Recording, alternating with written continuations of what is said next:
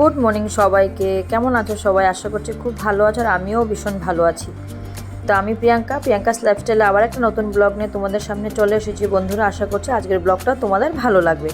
তো সকাল সকাল দেখো ঘুম থেকে উঠেই না একটু স্নান করে নিয়েছি, ফ্রেশ হয়ে নিয়ে স্নান করে এসেই আগে ভাবলাম যে না নাড়ু গোপালকে ঘুম থেকে উঠিয়ে দিয়ে সকালের খাবারটা দিয়ে দিই। যেহেতু আমাদের ঘরে নাড়ু গোপাল আছে, 3 বেলা খাওয়া দিতে হয়, তো সকাল দিকটাতে না আমিই দিয়ে দিই, আর বিকালে আর দুপুরবেলাতে আমার শাশুড়ি মা দেয়।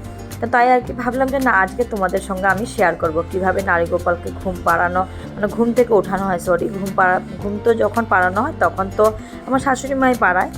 তো তাই আর কি নাড়ু গোপালকে প্রথমে হাত পাও টিপে দিলাম, টিপে দিয়ে একটু আদর করলাম, আদর করে নিয়ে এখন ওকে মুখটা মুছিয়ে বসিয়ে দিব খেতে খাওয়ার জন্য। আর আমাদের না একটা না দুটো নাড়ু গোপাল আছে, কিন্তু একটা ছোট একটা বড়। জানো তো বিয়ের পর থেকে না আমি আমার ওই যে দেখতেই পাচ্ছ আসনের মধ্যে ছোট নাড়ু গোপালকে পেয়েছিলাম। তো ছোট নাড়ু গোপালকে যখন থেকে না ঘরে পেয়েছি তখন থেকে শাশুড়ি মাকে বলতাম একটা বড় নাড়ু গোপাল আনবো। তো মা বলতো আগে তো আমরা কোয়ার্টারে ভাড়া থাকতাম, তো বলতো আর কি জায়গা নিয়ে যখন নিজের বাড়িঘর হবে তখন আনিস। তারপরে কোয়ার্টারে থাকতে দেখি আমার দিদা শাশুড়ি আমাকে একদিন বলল, বনু তোকে আমি নাড়ু গোপাল দিব, তোকে কিনতে হবে না। তারপরে এই নাড়ু গোপালটা আমার দিদা শাশুড়ি এনে দিয়েছিল আমাকে। তো তেমনটা আর কি কোয়ার্টারের মধ্যে ভাড়া থাকতাম, জায়গাও ছোট ছিল, তেমনটা আর কি ঠাকুর ঘরও বসাতে পারতাম না, যেহেতু জায়গা একটু বেশি লাগবে। তাই আর কি এমনিতেই পুজো দিতাম আর ছোটো নাড়ু গোপালকে সেবা দিতাম। তারপরে যখন বাড়িতে আসার সময় ঘর সঞ্চয়ের দিন ওই আর কি বলে না পুজো দিয়ে প্রাণ প্রতিষ্ঠান করতে হয়, তাই একটি করে এখন বড় নাড়ু গোপালকে বসিয়ে দিয়েছি, বড়টার সঙ্গে ছোটোটাকেও রেখেছি। খুব আদর লাগে জানো তো বন্ধুরা। তো দেখো কথা বলতে বলতে নাড়ু গোপালকে উঠিয়ে মুখ ধুয়ে ওকে খাওয়া দিয়ে একটু আরতি করে নিচ্ছি। আরতি করে নিয়ে তারপরে আমি প্রণাম করে সোজা চলে যাব। চলো একটু আরতিটা করে নিই, একটু প্রণামটাও করে নিই সঙ্গে।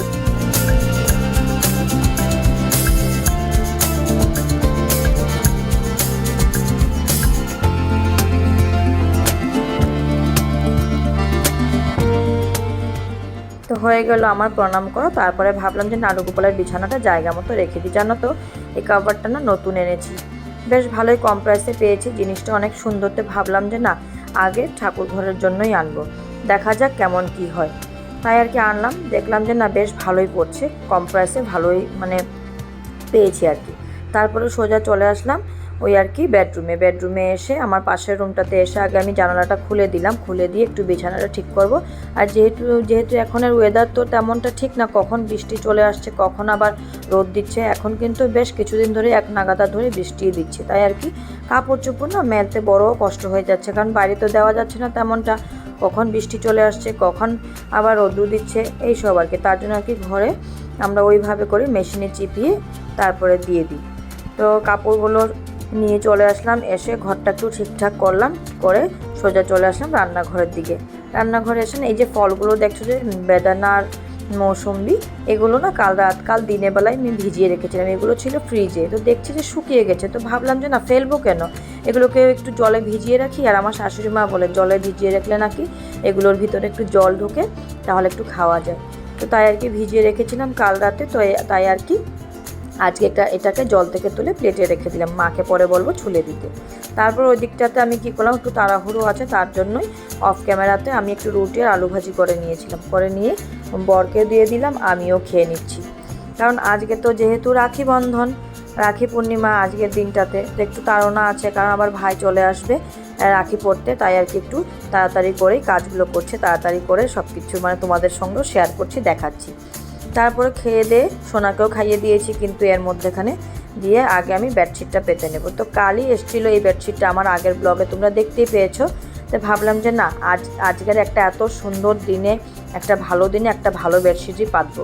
আর আমার অনেক দিনের শখ ছিল এই বেডশিটটা নেওয়া, শুধু দেখতাম, ভাবতাম যে না এখন অর্ডার করবো না পরে করব। এটা নিয়েছি ফ্লিপকার্ট থেকে। তো বেডশিটটা যখন আমি বিছানায় মানে সুন্দর করে আমি পাচ্ছিলাম, তো আমার সোনা অবধি বলছিল যে মা কি সুন্দর বেডশিট, কি সুন্দর লাগছে। তো দেখো ফাইনাল লুকটা দেখাচ্ছি তোমাদেরকে। তো বেডশিটটা পেতে ঘরটা মোছামুছি করে নিয়েছি, সেটা তোমাদেরকে দেখাইনি, শেয়ার করিনি। তারপরে ভাবলাম যে না ঘরটা মুছে ফেলি, ঘরটা মুছে নিয়ে তারপরে ওই দিকটাতে চলে যাব। যেহেতু আমাকে ভাই ফোন করেছে যে আসবে, তোমার হয়ে গেছে কিনা কাজ, আমি বললাম যে হয়ে গেছে, তুমি আস্তে ধীরে আসতে পারো।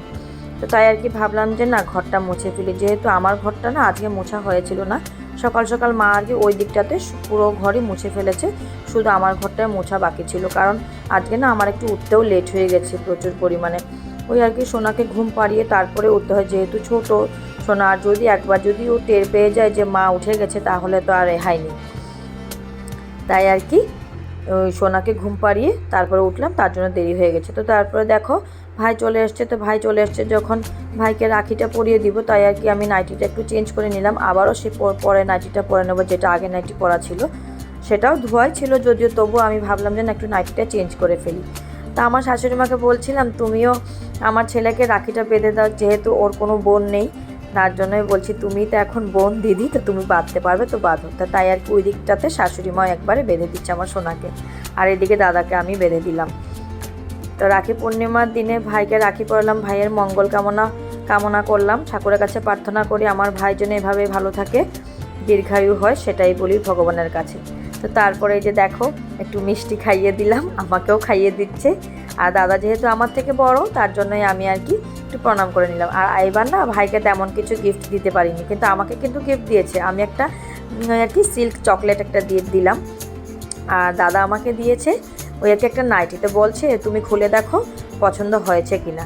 তো আমার আবার না একটা স্বভাব কি, আমাকে যেটাই দেখ না কেন যেমনই হোক না কেন আমি সবটাই নেই, সবটাই পরি, আমার মানে কোনো বাস নাই, যেটাই পরি দেখি শরীরের মধ্যে বেশ ভালোই লাগে, তেমনটা খারাপ লাগে না, তাই আর কি বলতে পারি না কাউকে যে এটা পরবো না, এটা নেব না।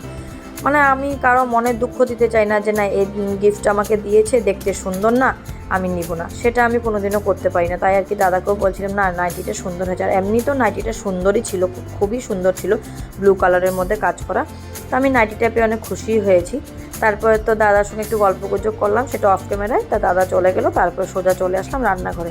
তো রান্নাঘরে আসার আগে দেখতেই পেয়েছি অল্প আগে যে হ্যান্ড ওয়াশ শেষ হয়ে গেছিলো বোতলের মধ্যে, যেহেতু আমরা হ্যান্ড ওয়াশের প্যাকেট বড় আনি, তো তাই আর কি হ্যান্ড ওয়াশগুলো ঢুকিয়ে নিলাম। মাদের বাথরুমেরটাও শেষ হয়ে গেছিলো, আমার বাথরুমের হ্যান্ড ওয়াশটাও শেষ হয়ে গেছিলো, তো বোতলে ঢুকিয়ে নিয়ে তারপরে এদিকে চলে আসলাম। এসে দেখছি মা মোটামুটি সবজি কেটে রেডি করে রেখেছে। আর এদিকে দেখো আমি না সেরকম করে আজকে না রান্নাটাও দেখাতে পারিনি তোমাদের সাথে আর কি শেয়ার করতে পারিনি, কারণ আমার না ভিডিও করার স্ট্যান্ডটাও না মানে ভেঙে গেছে, কি আর বলি তোমাদের সঙ্গে, সব কথাই তো শেয়ার করি, তার জন্য এটাও শেয়ার করলাম। তো যা যা কেটেছিল সবই রান্না করলাম, এদিকে ভেন্ডি আর আলু দিয়ে একটু তরকারি করলাম, আর ওই দিকটাতে করলাম চাল কুমড়োর ভাজি আর বেগুন আলু দিয়ে একটু তরকারি। তারপরে ওই যে সকালবেলার বেদানাটা তোমাদেরকে দেখিয়েছিলাম আমার মৌসুম্বি, সেগুলো কিন্তু মা আমাকে ছুলে দিয়েছিল, তো বলছে তুই রেখে দে পরে খেয়ে নিবি। তা আমিও ভাবলাম হ্যাঁ পরেই খাবো।